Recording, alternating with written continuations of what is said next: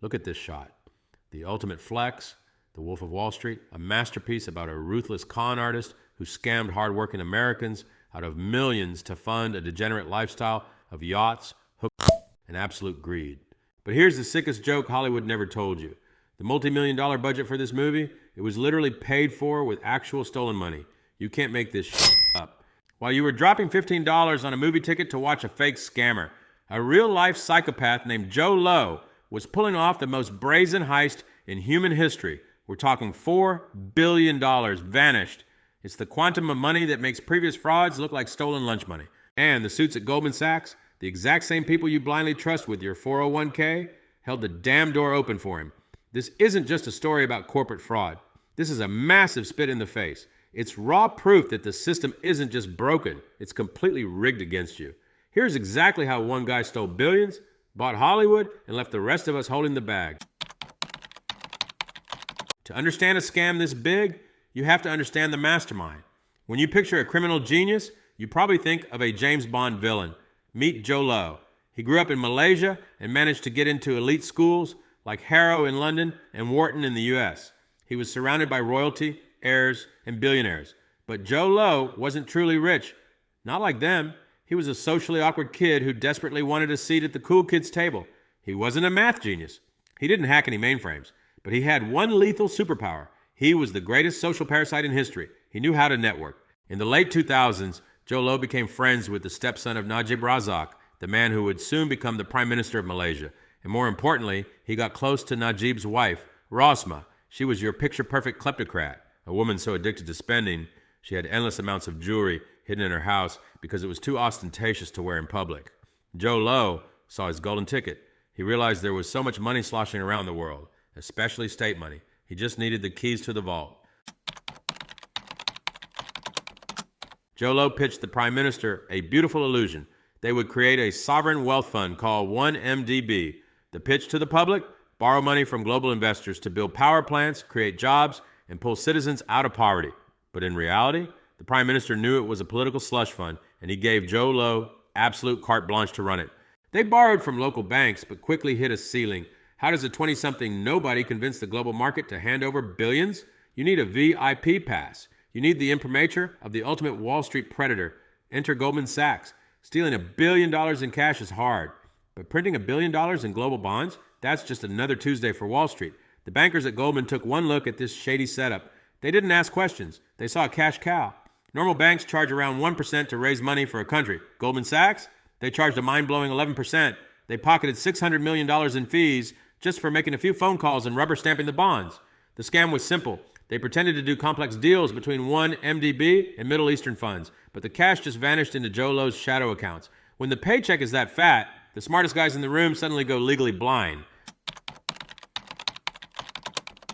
So, the billions drop. Does he build the power plants? Hell no.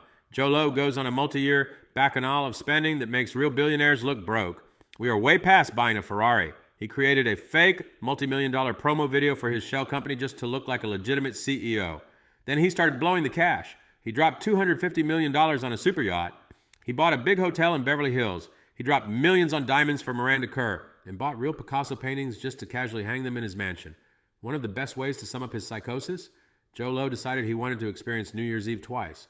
So he rented a massive 747, packed it with a plane full of celebrities, partied in Sydney, Australia, and then flew straight to Las Vegas to do it all over again in the same night, all paid for by Malaysian taxpayers. He got the Hollywood bug.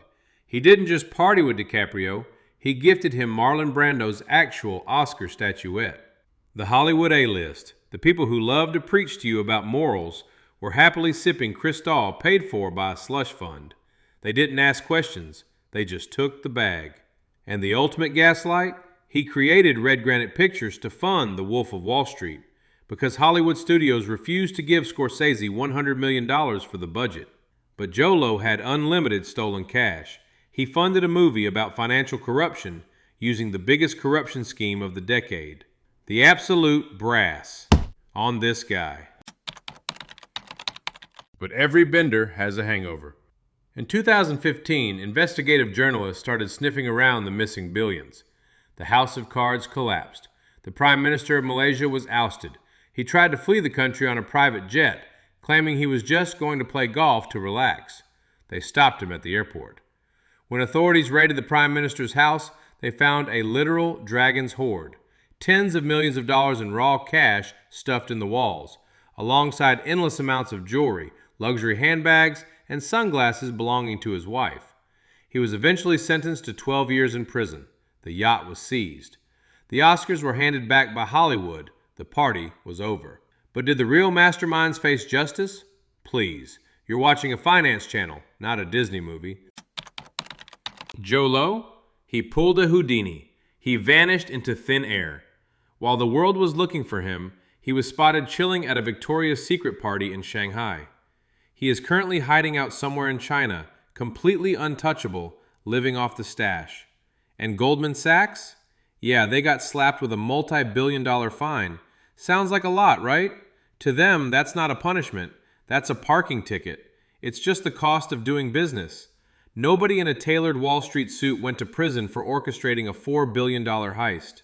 Because the checks and balances that are supposed to stop this, they don't exist when everyone is making too much money. The citizens of Malaysia were left as the ultimate bag holders, drowning in generational debt, while Wall Street bonuses cleared right on schedule. So next time your bank denies you a $5,000 loan, or you feel like you can't get ahead no matter how hard you work, remember this story. The system isn't broken. It's working exactly as designed. For them, not for you. Jho Low has continuously denied all allegations of wrongdoing and claims the charges against him are politically motivated. He remains at large. Subscribe if you want to see how the world really works, because they're hoping you stay asleep.